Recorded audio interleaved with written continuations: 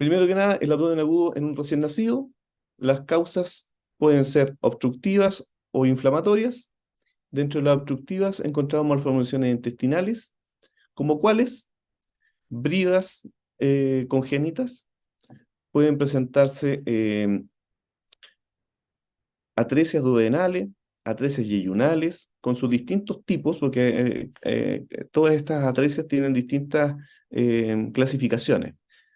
Hay duodenales, yeyunales, iliales, colónicas. También pueden presentarse ano imperforado, que también va a presentar un cuadro de abdomen agudo por el hecho que hay que someter a una cirugía en el recién nacido. ¿Ya? Y entre las causas inflamatorias, una de las más importantes es la enterocolitis necrotizante, que se ve preferentemente en el recién nacido. ¿Ya? Y más frecuentemente en el recién nacido prematuro. ¿Ya? En esos casos hay que sospecharla eh, con, con, con más fineza para poder llegar a hacer un tratamiento eficaz, porque muchas veces de esta enterocolitis no es necesario llegar a la cirugía si es que se pesquisa en forma oportuna, porque se puede hacer un tratamiento médico y con ese tratamiento médico uno puede enlentecer el curso evolutivo y no llegar a una cirugía. Y otros cuadros de peritonitis, incluso las peritonitis primarias, se ve en estos niños. En el caso del abdomen agudo en el lactante, las causas más frecuentes son la invaginación intestinal, la apendicitis aguda también se puede ver presentada en un lactante, el divertículo de Meckel, el vólvulo intestinal. La invaginación intestinal es una patología frecuente eh, que se ve más que nada entre los 6 meses a 2 años de vida. Eh, Hay una tríada clásica que habla de invaginación intestinal. Esa tríada está dado por una masa palpable, por deposiciones sanguinolentas y un dolor tipo cólico, ¿ya? Cuando uno tiene esas características, un paciente del rango etario que hablé recién, de entre 6 meses a 2 años, que está con dolor tipo cólico, hay que evaluar cómo está haciendo las deposiciones. Si presentó diarreas con deposiciones con sangre, es altamente sospechoso que estamos en torno a una invasión intestinal. ¿Hay otros diagnósticos diferenciales a esa edad? Sí, como la, eh, la reacción a la proteína de leche de vaca, que también puede presentar sangrado. Entonces, por eso mismo, para llegar al diagnóstico de una invasión intestinal, hay que solicitar un examen. ¿Cuál es el examen como gold estándar para llegar al diagnóstico de una invasión intestinal? La ecografía, ¿ya? Normalmente, ¿cuál es el problema que uno puede llegar a tener cuando uno solicita la ecografía? La disposición del operador, ¿ya? Después, en algunos hospitales lógicamente, hay más radiólogos. No solamente la necesidad de radiólogo importa, sino que también que tiene que ser un radiólogo entrenado. Si fuese un radiólogo que está acostumbrado a hacer el examen a niños, es más fácil que llegue a un diagnóstico porque nos puede orientar incluso en qué parte del intestino está presente esta invaginación. Por lo tanto, la sospecha, uno se orienta mucho en el abdomen agudo según la edad y eso nos va a orientar a los diagnósticos probables. La apendicitis aguda en un lactante es poco frecuente, muy poco frecuente, sobre todo muy poco frecuente en el niño menor de 1 año, pero existen, ¿ya? Por lo tanto, uno tiene que tenerla como bajo la manga, pero descartar primero las más frecuentes, que ahí están las invaginaciones intestinales, y quedarse con la apendicitis aguda en, en- como última, como último diagnóstico. El divertículo de Meckel es otra patología que también se ve frecuente en el lactante. Es una patología que frecuentemente puede dar sintomatología desde los 6 meses hasta los 5 años. Es muy frecuente que el divertículo de Meckel pase desapercibido, incluso hasta la edad adulta, porque en algunas ocasiones no da complicaciones. Pero cuando se complica, por lo general está el dado en el rango entre el año a los 5 años. Eh, Tiene ciertas características especiales el divertículo de Meckel. Uno lo tiene que buscar cuando algunas veces uno entra a operar una apendicitis y cuando evalúa el apéndice lo encuentra normal, por lo tanto estamos obligados como cirujanos a revisar el intestino, a buscar otra causa que puede explicar el dolor abdominal. Y en esos casos normalmente revisamos el intestino, que es el ilion. Normalmente cuando hay un divertículo de Meckel, normalmente lo que describen es que está a 2 pies de la válvula ileocecal, más o menos 20 centímetros. Eh, Normalmente tiene 2 centímetros de largo el divertículo de Meckel, lógicamente hay uno más largo, otro más corto. Normalmente hay 2 tipos de mucosa intestinal, eh, que normalmente es gástrica y pancreática.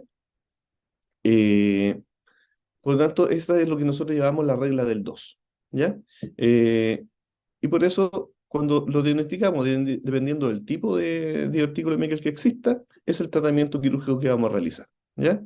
Aquí lo que me interesa más que nada es que tengan en mente cuáles son los diagnósticos probables en un paciente con abdomen agudo en un lactante, ¿ya? Y no olvidarse que existen estas patologías. Y el bólvulo intestinal es una patología poco frecuente, pero cuando se presenta a esta edad es de resorte muy rápido. Por lo tanto, cuando un paciente se complica o se ve comprometido rápidamente en su estado general, hay que eh, pensar que estamos en presencia de esto. Y normalmente uno va a encontrar un paciente con una distensión abdominal importante, que se compromete desde el punto de vista respiratorio porque no deja, el ácido intestinal sigue tratando de salvar esta valla que está provocando el vólvulo, y se va a empezar a producir distensión abdominal por la acumulación de gas, ¿ya? Y lógicamente empiezan con vómito, y un compromiso de estado general por sepsis, ¿ya? Porque hay una translocación bacteriana. Y llegamos entonces al abdomen agudo en el preescolar y escolar, donde la causa más frecuente en el preescolar y escolar es la apendicitis aguda, y posterior a ese viene la obstrucción intestinal de distintos tipos, entre ellos bridas por cirugías previas o por congénitas también. Pueden existir también eh, hernias internas que pueden haber pasado desapercibidas. Eh, en el abdomen agudo existe una amplia gama de diagnósticos que uno cuando los pide uno los puede diferenciar según sistemas, ¿ya? Nos vamos al sistema digestivo, podemos nombrar un montón: la colecistitis, la pancreatitis, la coleolitiasis, eh, la adenitis mesentérica, la retención enterocorácea. Si nos vamos a la parte genitourinaria, a la parte urinaria solamente, tal cólico renal, tal infección urinaria. Si nos vamos a la parte genital, sobre todo en las mujeres, torsión ovárica, eh, salpingitis, endometriosis. Por lo tanto, tenemos un montón de diagnósticos que nos pueden dar eh, posibilidad diagnóstica en un cuadro de abdomen agudo en un preescolar y escolar. Por lo tanto, uno lo que hace con el examen es ir tratar de limpiar todos los otros diagnósticos para ir quedándonos con la apendicitis aguda, ¿ya? Y nuevamente eso se puede ver rápidamente con la clínica y el examen físico. Dentro de las generalidades de la apendicitis aguda, es una patología abdominal más frecuente de la infancia. El tratamiento quirúrgico precoz y oportuno es esencial en su evolución. Y en eso es lo que me interesa a mí recalcar en este seminario: ¿cómo podemos llegar a un diagnóstico precoz y oportuno en una apendicitis aguda? ¿Ya? Es frecuente ver cuando son evaluados pacientes pediátricos, preescolares y escolares que están con cierta sintomatología que la vamos a describir un poco después, dentro de los síntomas y signos que vemos en los niños, que si el niño presenta, hay que acabar los diagnósticos, perdón, hay que acabar los síntomas. Si uno se enfoca solamente a preguntar si tuvo diarrea y los papás le dicen que sí, uno asume que puede ser una gastroenteritis. Pero si uno acaba un poco más el síntoma de la diarrea y uno pregunta cuántas veces ha ido, cuánta es el volumen de la diarrea, nos puede orientar a que puede ser igual a una apendicitis, ¿ya? ¿Por qué? Porque la ubicación del apéndice nos puede dar distintas sintomatologías. Por lo tanto, la presencia de diarrea no nos descarta una apendicitis, ¿ya? Y eso es uno de los síntomas que uno ve frecuentemente, en que podemos llegar a un diagnóstico errado y que nos puede enlentecer el tratamiento y eso puede llegar a complicar al paciente, ¿ya? Porque si uno sigue el curso evolutivo de la apendicitis, podemos llegar a que se perfore el apéndice. Por tanto, es importante describir todo el síntoma al que está afectado el paciente. Después voy a hablar un poquito más por qué hablo de ciertos síntomas y en qué tenemos que enfocarnos cuando hablamos de esos síntomas para que nos haga pensar que a lo mejor estamos en presencia de un cuadro de abdomen agudo, del tipo apendicular. El dolor abdominal es el síntoma cardinal en la patología. eh, Se produce por obstrucción del lumen apendicular. Normalmente están descritos dos causas de obstrucción del lumen apendicular. Uno es el coprolito o el apendicolito, que tapa la salida del apéndice, que es al final, en términos coloquiales, es como una piedrecita de caca que tapa la salida del apéndice. Y eso hace que no se logre evacuar las secreciones que produce normalmente el apéndice, y eso hace una éstasis y empieza a producir la inflamación del apéndice. Y la otra causa que también hace que se tape el lumen del apéndice es la hipertrofia de los nódulos linfáticos que existen a nivel de la pared del apéndice, y eso, al hipertrofiarse, tapa la salida. Se ve más frecuentemente esta causa en el escolar por su desarrollo, que hace que a esa edad se hipertrofie más toda la parte inmunológica. Y lógicamente, si el apéndice se perfora, el cuadro evoluciona a una peritonitis, que podemos clasificarla si es una peritonitis localizada o si es una peritonitis difusa, ¿ya? Y eso tiene que ver con que cuando se rompe recién el apéndice, nosotros tenemos esta estructura dentro del abdomen que van a contener la infección, y una de las estructuras es el epiplón, que normalmente va a ir a envolver el apéndice roto para tratar de contener esta infección, y cuando esto sigue avanzando, las mismas asas intestinales siguen haciendo una forma de masa para contener esta infección, y en ciertas ocasiones es cuando se llega a producir el plastrón apendicular, ¿ya? Que el tratamiento del plastrón apendicular es distinto a una apendicitis aguda, porque cuando estamos en presencia de un plastrón, el tratamiento tiene que ser médico, ¿ya? El curso evolutivo de un plastrón apendicular es distinto al del apéndice en el sentido de que uno tiene que hacerlo sospechar de que estamos en presencia de un plastrón apendicular cuando han pasado alrededor de 5 días de evolución de un cuadro de dolor abdominal, y por eso es tan importante preguntar cuándo comenzó el dolor. Muchas veces los padres nos dicen a nosotros, no, esto comenzó hace 2 días, pero cuando uno le empieza a preguntar cuándo fue la última vez que estuvo sano el niño, muchas veces el mismo niño dice, no, yo empecé hace 3 días antes y ya estaba con dolor. Entonces, por eso es que importa mucho la historia clínica del paciente. Uno puede hacer un diagnóstico mucho más eficiente si nos damos el tiempo adecuado para hacer la historia clínica. El plastrón apendicular, como lo dije recién, eh, es un tratamiento distinto que uno, si hace el diagnóstico oportuno, lógicamente lo hace sospechar con el tiempo evolutivo y el examen físico, que es lo que vamos a encontrar en un plastrón apendicular, una masa que se palpa. Y esa masa, más la historia clínica compatible, nos tiene que hacer pensar que es un plastrón, y eso no, nos dice que debiéramos hacer un tratamiento médico antes que el quirúrgico. ¿De qué va a depender? Del compromiso del paciente.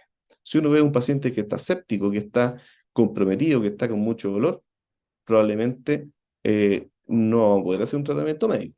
Pero si es un paciente que se ve relativamente bien, que se ve como compensado, que se ve hemodinâmicamente estable, lógicamente el tratamiento va a ser tratamiento antibiótico, hospitalización, tratamiento antibiótico endovenoso para controlar bien la infección, y una vez que uno ve que no hay dolor abdominal, que el paciente está tolerando alimentación, uno puede darlo de alta, pero con tratamiento antibiótico a domicilio.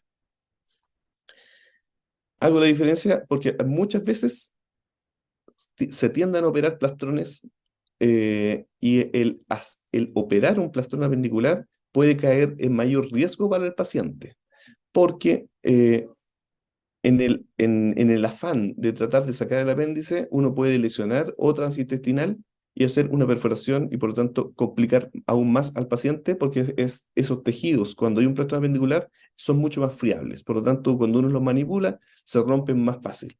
Por eso que es mejor dejarlos tranquilos y de hacer el tratamiento médico. Por lo tanto, pasamos al cuadro clínico. ¿Qué es lo principal en una sospecha de abdomen agudo en un niño? El dolor abdominal.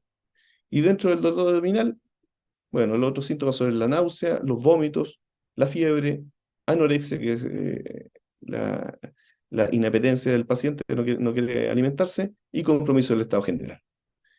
El dolor abdominal es un cuadro que uno tiene que fijarse mucho y por eso hay que definir bien las características del dolor, la localización del dolor, la intensidad y la migración. Esto es definir cómo se comporta este síntoma. Dentro de estas, la migración del dolor, cuando uno lo describe normalmente, lo clásico es que el dolor abdominal de una apendicitis comienza en región periumbilical o epigastrio y que se irradia a la fosa de la cadera derecha. Eso es como lo clásico, pero puede existir otras radiaciones. Puede irradiarse al flanco derecho, no necesariamente a la fosa de la derecha, y eso puede pasar porque a veces la posición del apéndice es distinta, puede estar más alto, ¿ya? Por lo tanto, cuando uno pregunta dolor, tiene que preguntar por todas las características del dolor. Y eso nos va a orientar si realmente estamos en presencia o no de un posible abdomen agudo. ¿Qué características tiene el dolor? Puede ser un dolor urente. El dolor urente no es muy característico de una apendicitis. Normalmente son más que nada cuadros que tienen que ver con un herpes zóster, porque son un dolor quemante, o bien una gastritis, una perforación gástrica. Eso da un dolor más urente. Puede ser un dolor permanente constante. Esto sí es mucho más frecuente en una apendicitis. Normalmente no es un dolor que se pasa, no es el dolor cólico como está definido un poco más abajo. El dolor cólico está orientado más a una gastroenteritis, pero el dolor que permanece constantemente y que va aumentando y de intensidad del dolor, eso nos habla más de una apendicitis. Este dolor constante en algún minuto puede perderse, puede dejar de estar, pero eso tampoco nos deja, eh, no nos descarta la apendicitis, porque puede ser justo que en ese momento se rompió, y cuando se rompe el apéndice, baja la inflamación del apéndice y eso puede aliviar momentáneamente el dolor del paciente, pero a la hora, a los pocos minutos, nuevamente va a empezar a doler. Por lo tanto, eso es lo que antiguamente le llamaban el paraíso de los tontos, que pensaban que se les pasaba el dolor porque eh, no era apendicitis y se pasaba desapercibido. Por eso hay que examinar al paciente y es mejor tenerlo monitorizado, observándolo eh, ante la sospecha. Y el dolor punzante son dolores eh, más localizados, normalmente provocados muchas veces por cuadros un poco más altos. Por ejemplo, una neumonía basal derecha puede dar un dolor punzante, sobre todo de tope inspiratorio. La localización del dolor lo hemos definido que lo tenemos en cuadrante. Lo más clásico son las 9 localizaciones, son los 9 cuadrantes en epigastrio, periumbilical, hipogastrio, hipocondrio derecho, hipocondrio izquierdo, flanco derecho, flanco izquierdo, eh, fosa ilíaca derecha y fosa ilíaca izquierda. ¿Ya? ¿De qué nos, de qué nos sirve saber los cuadrantes? Saber qué hay, qué estructura tenemos en cada cuadrante. Porque si tenemos un dolor localizado en alguno de esos cuadrantes, nos puede hacer indicativo de a qué patología puede ser más frecuente a lo que estamos enfrentando. Y esta es una tabla donde describimos cuando el dolor es epigástrico, podemos estar puede presentarse un reflujo gastroesofágico, puede ser una esofagitis, puede ser una gastritis, eh, puede ser una pancreatitis, porque la ubicación de esa estructura la vamos a encontrar más en epigastrio. En el caso del hipogastrio, perdón, la constipación puede ser frecuente, el cólico del colon, las colitis por gastroenteritis, eh, nos vamos a enfocar en esos diagnósticos. También la parte genital femenina, también nos podemos encontrar en esas zonas, sobre todo cuando son dolores premenstruales, el útero duele. Perumbilical tenemos otro diagnóstico, que es la gastroenteritis es lo más frecuente, pero cuando ese dolor perumbilical se irradia, la migración del dolor es un síntoma que estadísticamente es significativo para hacer un diagnóstico de abdomen agudo quirúrgico, en este caso apendicitis. Y tenemos otros diagnósticos que pueden revisarlo después en la tabla. Dentro de la intensidad del dolor, la escala visual analógica es cómo nosotros vemos al niño con el dolor. Cuando tenemos un niño con una real apendicitis, el niño va a estar comprometido, el niño va a estar entregado, decimos nosotros, porque va a estar decaído. Y cuando uno le hace la palpación abdominal, vamos a encontrar que ellos pueden hacer una muesca de su cara, que es una cara de dolor. Cuando el niño está muy activo, hace mucha resistencia, quita las manos, tiene fuerza, es poco habitual que estemos en un cuadro de abdomen agudo, ¿ya? Porque normalmente, como decimos, son cuadros, cuando está en una apendicitis, están un poco sépticos, ¿ya? Por lo tanto, vemos la cara y lo vemos pálido, lo vemos con con los labios un poco resecos, lo vemos con la lengua un poco saburral, y eso nos orienta a un cuadro de origen apendicular, porque la apendicitis es per se, no solo inflamado, no solo inflamación, sino que también infección. Por lo tanto, para evaluar la intensidad del dolor, tenemos esta escala analógica, que es la visualización de nosotros para ver cuánto le duele, y los otros son los parámetros objetivos, que es cuando se les pregunta al paciente cuánto dolor tiene, que en los casos de los niños no podemos objetivarlo mucho porque normalmente te van a decir que siempre va a ser mucho. Y la referencia de los padres, de cómo le duele. Ellos conocen más a su hijo. Por lo tanto, ellos dicen, no, este niño tiene mucha tolerancia al dolor y ahora sí realmente le duele. O dicen, no, este niño siempre le duele cualquier cosita. Eso es importante conversarlo con los padres para ver cuánto ha cambiado su, eh, su conducta en base a esta patología que está en este minuto enfrentando. Migración del dolor. ¿Hacia dónde se puede migrar el dolor? A la espalda o al dorso. Cuando el dolor migra a la espalda al dorso, no hace pensar más que fuese un dolor de tipo de vesícula, ¿ya? Es decir, una colicistitis, una coligolitiasis, nos orienta a ese lado. Si el dolor migró hacia la fosa renal, nos hace pensar en una pielonefritis, nos hace pensar en un cólico renal. Si el dolor es al hombro, podemos estar pensando en una neumonía basal derecha, ¿ya? Puede haber una perforación intestinal que por irritación del diafragma, por el aire o por la misma infección, puede llevar el dolor hacia el hombro. Puede irradiarse al testículos cuando estamos en presencia de una torsión testicular. La torsión testicular puede irradiar su dolor hacia el abdomen. Por lo tanto, dentro del examen físico de un niño, eh, que se está pensando en un abdomen agudo, hay que revisar genitales, ¿ya? No olvidarse de eso, no solamente examinar el abdomen, sino que hay que revisar el testículo. Ha pasado que hacen diagnóstico de apendicitis y cuando le llegan a pabellón y al descubrirlo en el pabellón, se dan cuenta que está torcido el testículo, ¿ya? Por lo tanto, es parte del examen físico el examinar los genitales. El otro síntoma frecuente son los vómitos, donde también tenemos que indagar sobre todas las características del vómito. ¿Cuál es la intensidad del vómito? ¿Cuántas veces está vomitando? ¿Cuáles son las características de este vómito? Si son de característica alimenticio, si son de líquidos claros, si es bilioso, si es porráceo. Y la relación con los otros síntomas. Por lo tanto, si nosotros nos enfocamos a desmenuzar cada síntoma, nos vamos a llegar a un diagnóstico presuntivo y vamos a limpiar muchos de los diagnósticos diferenciales para quedarnos con el abdomen agudo quirúrgico. o bien con un diagnóstico que no fuese quirúrgico, pero que nos oriente según los síntomas.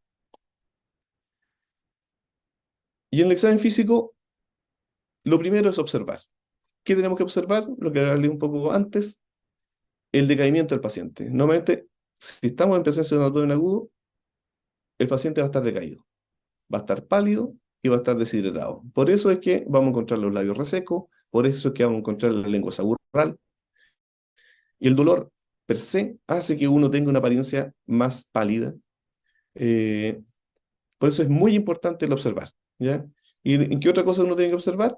Cómo deambuló, cómo entró al box de atención. Muchos de estos pacientes, cuando realmente están con un abdomen agudo, adquieren una posición antiálgica, caminan con dolor, ¿ya? Por lo tanto, el examen comienza con la observación del paciente desde que entra a tu sala de examen. Segundo, signos vitales. Si el paciente está hipotenso, si el paciente está taquicárdico, nos orienta a que hay un cuadro de mayor compromiso, que puede ser infeccioso, que tenemos que evaluarlo, lógicamente, pero nos orienta a que el paciente realmente tiene algo. ¿Qué es ese algo? Es lo que tenemos que definir con nuestros síntomas y con nuestro examen físico. Y tercero, el examen físico probablemente tal. Para hacer un buen examen físico, sobre todo en un niño, idealmente tenemos que tener las manos tibias. Si nosotros tenemos las manos frías, lógicamente el niño va a poner resistencia y va a hacer una reacción porque tienes las manos frías. Por lo tanto, para examinarlo tranquilo al paciente, idealmente tienes que tener tus manos tibias. Acercarse de a poco, digo yo, porque normalmente uno tiene que posar las manos y dejarlo un rato ahí para que el niño se acostumbre a que están tus manos. eh, y de esa forma, de forma gentil, ir examinando de a poco, no presionar en forma brusca el abdomen, para ir buscando los signos de dolor en las distintas partes del abdomen. Lógicamente, cuando tú ya hiciste la historia clínica, sabes dónde te refieren el dolor. Normalmente te dicen, no, es que le duele en la fosa ilíaca derecha, en el lugar donde, en la región periumbilical, y uno en el examen físico tiene que buscar, tiene que partir examinando por las zonas donde no hay dolor, ¿ya? Para que adquirir una forma de confianza con el niño que no le vas a provocar daño. Y de esa forma tú vas a poder hacer un examen un poquito de mejor calidad. Por eso hay que examinar previo de otros órganos. Comenzar por donde no duele y, muy importante, hacer maniobras distractoras. ¿A qué se refiere esta maniobra distractora? Uno en el niño, cuando uno es desconocido para el niño, por lo tanto uno se tiene que ganar la confianza de este niño. Y uno, personalmente, yo trato de conversar con el niño mientras lo estoy examinando y le hago preguntas. Y al hacer preguntas el niño tiene que pensar en otra cosa. Y al pensar en otra cosa uno puede buscar el signo que lógicamente que es de irritación peritoneal en forma más precisa para que no sea manipulado la respuesta por algo tan dirigido, ¿ya? Por eso normalmente uno le empieza a preguntar por los hijos, perdón, por los hermanos, le empieza a preguntar por el colegio, qué les gusta, y de esa forma uno lo distrae haciendo otras cosas, se mantiene una conversación y te permite hacer un examen un poquito mejor sin temor, ¿ya? ¿Y qué uno va a evaluar en el examen físico? Si hay resistencia muscular, si esta resistencia muscular es voluntaria o involuntaria, y si hay irritación peritoneal, que es el signo de Bloomberg que nos interesa para confirmar un diagnóstico de infección a nivel abdominal. Por lo tanto, el diagnóstico es eminentemente clínico. Muy importante la historia clínica, que es lo más importante. Normalmente siempre decimos que uno se acerca más o menos al 80% del diagnóstico solamente con la historia clínica. Y con el examen físico se busca confirmar o descartar si estamos en presencia de un abdomen agudo. Y junto a la historia clínica y el examen físico, tenemos más de un 90% de diagnóstico de certeza de lo que está pasando con el paciente. El 10% restante son las patologías que son cursos más infrecuentes y que a lo mejor va a requerir de mayor estudio, ¿ya? Y esos mayores estudios son lo que normalmente hablamos abajo, que son los exámenes de laboratorio, que le pedimos un perfil hematológico, pedimos una PCR, la PCR que es proteína C reactiva, y en algunas ocasiones pedimos examen de orina. Lógicamente, estos son exámenes de descarte. Si le pedimos un examen de orina y te sale alterado, lógicamente vas a pensar más que puede ser una infección urinaria o una pielonefritis. Pero no descarta el que salga alterada un examen de orina, no descarta la apendicitis, sobre todo si es una peritonitis. ¿Por qué no la descarta? Porque en algunas ocasiones, como dijimos antes, el apéndice adquiere distintas posiciones entre el abdomen. Y en algunas ocasiones el apéndice puede estar apoyado sobre la vejiga. Cuando se inflama y está apoyado sobre la vejiga, se puede producir translocación bacteriana y también puede aparecer alterada el examen de orina. Si el perfil hematológico lo que vamos a buscar es la leucocitosis y la depresión izquierda. Por lo tanto, si tenemos un perfil hematológico y tengo leucocitos normales, lógicamente me está descartando que sea un cuadro vendicular, pero puede ser, eso nos va a orientar más a una gastroenteritis. La PCR es un marcador inespecífico de inflamación, por lo tanto, lo único que nos va a decir es que está inflamado.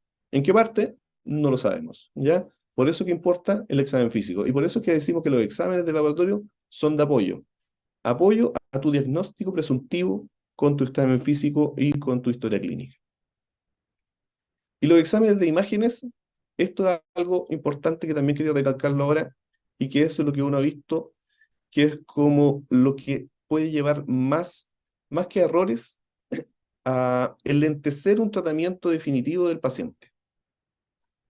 Dentro de los exámenes de imágenes que podemos tener en un abdomen agudo en general, tenemos la radiografía de abdomen simple, la ecografía abdominal, y frecuentemente el TAC de abdomen también. Dentro de estos, lógicamente nos sirven para ciertas patologías. La radiografía de abdomen nos sirve más para el recién nacido, por ejemplo, la enterocolitis. El examen que nosotros normalmente solicitamos para hacer el diagnóstico es una radiografía de abdomen simple, AP y con radio horizontal, porque lo que vamos a buscar en esos casos cuando hay enterocolitis es la presencia o no de neumatosis intestinal. Y eso lo podemos ver en una radiografía de abdomen simple. Por lo tanto, el solicitar bien el examen que realmente te va a dar una confirmación diagnóstica o un acercamiento a tu diagnóstico es importante. Pero siempre y cuando esos exámenes te estén dando eh, algo distinto a lo que tú ya sabes. Porque uno perfectamente, solamente con la historia clínica de examen físico y con una leucocitosis, uno ya puede tener hecho el diagnóstico de apendicitis. Por lo tanto, requiero realmente otro examen complementario para apoyar mi diagnóstico. Si tengo signos de irritación peritoneal, tengo una historia compatible, ¿para qué necesito un examen complementario? ¿Va a cambiar mi conducta quirúrgica el hacer un examen adicional? Eso es lo que uno tiene que preguntarse cuando pide un examen de apoyo. ¿Va a cambiar mi conducta o solamente lo estoy tomando porque me dijeron que había que tomarlo?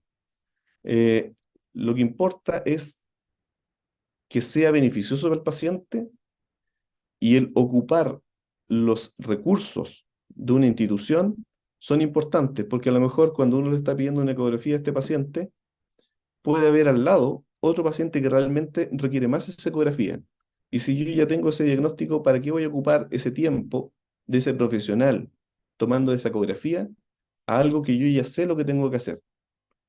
Eso es algo que quería dejar recalcado.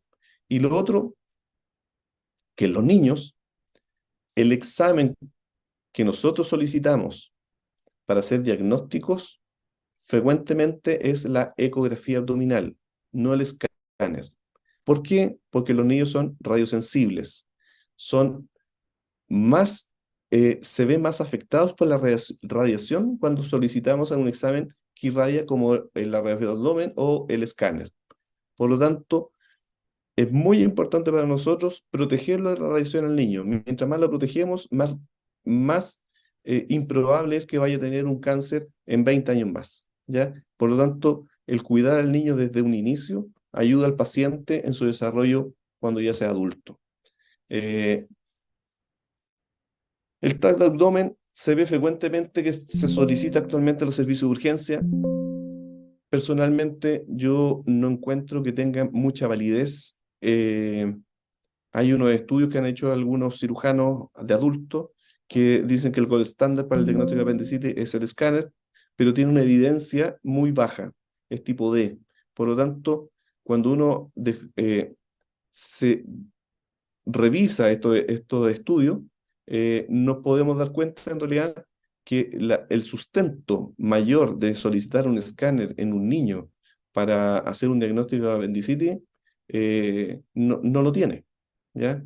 Por lo tanto, solamente estamos aumentando el riesgo en ese niño de someterlo a más radiación, a adquirir otras patologías por el efecto de haberlo expuesto a radiación, y normalmente esa explicación no se le da a los familiares. Y es algo que se debiera dar, porque muchas veces, sí, con la información que uno les puede presentar, muchas veces no solicitan mayor examen cuando uno ya está convencido de cuál es la conducta apropiada del paciente. Por lo tanto, si es que nosotros tenemos duda diagnóstica después de nuestra historia clínica y de nuestro examen físico, y tenemos duda que realmente es algo quirúrgico, ahí pedimos la ecografía para orientar un poco a un diagnóstico probable. Pero si no tenemos duda que es quirúrgico, no se justifica solicitar tampoco la ecografía. Más aún ahora que actualmente en muchos hospitales, en Santiago, en el hospital que trabajo yo, que es el hospital de Curicó, también la gran mayoría de las apendicitis se operan en forma laparoscópica. Por lo tanto, el argumento que en algunas veces se aducía era que el apéndice puede estar ubicado en otra ubicación y cuando yo hacía la incisión puedo no estar al alcance para sacar el apéndice. Eso era antes de la laparoscopía, porque con la laparoscopía uno puede ir a buscar el apéndice en la ubicación donde esté. Por lo tanto, si hay duda diagnóstica en la ubicación, la laparoscopía me ayuda. Por lo tanto, no necesito otra cosa. Entonces, ¿qué hacemos si no logramos descartar la apendicitis? Antes, algunas veces, incluso antes de solicitar un examen complementario, un examen de apoyo, antes que una ecografía, antes que un escáner, muchas veces lo que hacemos es darle un poco más de tiempo. ¿Por qué? Porque a veces cuando nos llega al servicio de urgencia un paciente con abdomen agudo, eh, es de poca hora de evolución. Me dije, no, hace 4 horas empezó con dolor. Por lo tanto, nos puede dar un poquito más de tiempo para ver si aparecen los signos que nosotros andamos buscando. Y muchas veces nosotros damos un poquito más de tiempo, lo hidratamos, le damos un poquito de suero solo, o bien sola, o con analgésico, puede ser paracetamol, puede ser ketorolaco, pero no antiespasmódico, ¿ya? El antiespasmódico, lo que hemos visto es que realmente enmascara el cuadro clínico, se les pasa el dolor, se les pasa el signo que nosotros andamos buscando, que es el signo de irritación peritoneal, y eso nos hace enlentecer el diagnóstico. Por lo tanto, para nosotros es muy importante que si están en la atención primaria y están evaluando un paciente y no logran descartar que fuese una apendicitis, que tiene síntomas que a lo mejor puede ser el dolor periumbilical, que es tipo cólico, que ustedes dicen, no, esto puede ser una gastroenteritis, antes de darle antiespasmódico, es preferible que lo hidraten, que lo den más tiempo, que lo vuelvan a revisar. Y si en ese tiempo realmente se le pasó el dolor, no tiene mayores molestias sin el uso de antiespasmódico, ahí podrían usar probablemente un poquito de antiespasmódico, pero no antes, ¿ya? No inmediatamente tapar el síntoma, porque cuando tapamos el síntoma solamente hacemos enlentecer nuestro diagnóstico. Y es lo que frecuentemente pasa, que es cuando nos llegan las peritonitis o incluso los plastrones pendiculares, que no solo les dan antiespasmódicos, sino también le dan antibióticos. Y eso, lógicamente, controla en cierto grado la infección, pero si está roto, va a seguir filtrando. Por lo tanto, se va a igual producir el plastroma pendicular. Si nosotros confirmamos el diagnóstico de apendicitis, la conducta es lógicamente quirúrgica. Y la podemos confirmar con examen físico y con historia clínica, lo podemos confirmar con examen físico y laboratorio, o lo podemos confirmar con examen físico y ecografía en caso de los niños. El escáner no es que no lo solicitemos nunca. En ciertos casos muy especiales podemos llegar a solicitar escáner, sobre todo en los pacientes obesos, es muy difícil que la ecografía me dé mayor información por el panículo adiposo que no me logra penetrar el transductor. Por lo tanto, no es que nos cerremos a que nunca lo vamos a solicitar, pero lógicamente vamos a solicitar todo lo anterior antes que el escáner para proteger al niño. ¿Y cuál es el tratamiento? Cuando estamos en un cuadro de abdomen agudo, es quirúrgico. Y eso puede ser un tratamiento con una cirugía abierta o una cirugía laparoscópica. Actualmente, cada vez hacemos menos cirugía abierta. Para una enterocolitis, probablemente lo vamos a hacer abierto porque tenemos muy poco espacio para introducir una cámara. Eso sí, nuevamente va a ser abierto, pero para una invaginación intestinal, muchas veces la hacemos laparoscópica. Sabemos también que en la invaginación intestinal hay un tratamiento que son eh, con, de forma neumática, que puede ser con aire, o con hidrostática, que puede ser con agua, eh, que también uno puede reducir el ácido intestinal que está invaginada, eh, pero a pesar de eso, muchas veces también lo complementamos con la paroscopía para ver bien la anatomía dentro, que puede estar facilitando lo que se haya producido una invaginación.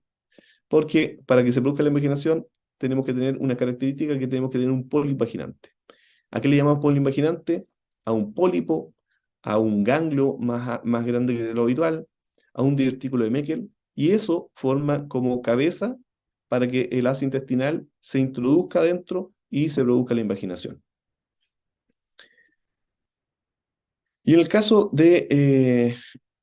lógicamente, la apendicitis, casi todas las apendicitis no perforadas se pueden hacer laparoscópico, no hay ningún problema. Uno puede ir a buscar el apéndice, como dije antes, puede estar incluso retrocecal detrás del ciego, puede estar ascendido, incluso llegando hasta el hígado, y uno puede liberar el colon, puede liberar el apéndice, ir a buscarlo directamente y deja menos cicatriz. Normalmente la laparoscopía, como son incisiones más pequeñas, eh, tienen menos riesgo de infección. Normalmente uno saca el apéndice en bolsa o bien por dentro del trocar, por lo tanto la contaminación de la herida es mucho menor que hacerla abierta. La inflamación que se provoca por la misma infección, uno la puede controlar más rápido. La infección, cuando uno entra y hay una gran infección, en el caso de una peritonitis difusa, que en algunos lugares dicen que las apendicitis difusas hay que hacerlas abiertas, yo no estoy de acuerdo en eso. En donde me formé, que en el Calvo Maquena, también las apendicitis difusas se hacen laparoscópicas, porque lo primero que uno hace al entrar con el primer trocar es aspirar la infección. Y una vez que aspira la infección, uno puede ir revisando las heces intestinales, puede ir revisando los distintos bolsillos que pueden haber. Si tenemos infección sobre el hígado, que es los abscesos subfrénicos, uno puede llegar hasta allá. Por lo tanto, son mucho más útiles, aún más en una peritonitis difusa, la laparoscopía. Eh, por lo tanto, actualmente hay que ocupar la tecnología, hay que aprender la tecnología para avanzar en el tratamiento de nuestro paciente. Y el tratamiento médico normalmente lo dejamos exclusivo para el trastorno ventricular. Y como dije antes, cuando hay que sospecharlo, cuando han pasado muchos días de evolución de un cuadro, donde se trató con antiespasmódicos, donde se trató con analgésico o antibiótico, y esos días pueden variar. Normalmente un niño de preescolar y escolar con más de 5 días de evolución de dolor abdominal, uno tiene que pensar que es un plastrón. En un niño más pequeño, en un lactante, lógicamente puede ser menos días, 3 días, y uno ya debiera pensar en un plastrón.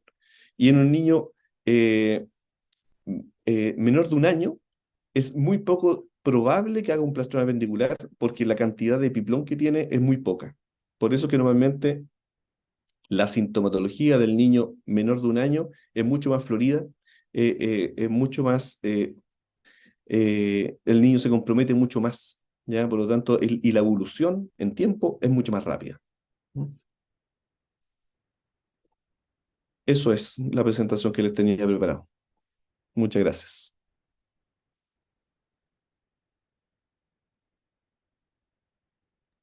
Bueno, darle nuevamente las gracias, doctor Miño, por aceptar nuestra invitación a formar parte de la jornada de urgencia, por compartir su tiempo y sus conocimientos junto a nosotros. Si algún participante tiene alguna duda, la puede escribir por el chat o puede levantar la mano para que así le demos permiso para activar su micrófono y la pueda hacer en voz alta. Bueno, muchas gracias por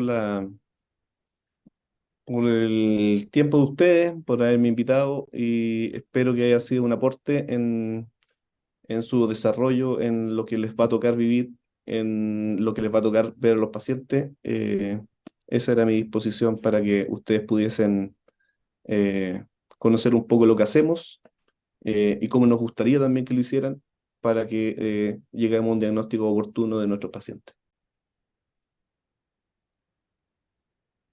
Sí, doctor, fue bastante útil, estuvo muy completa, logró abarcar todo y de verdad muchas gracias por aceptar nuestra invitación.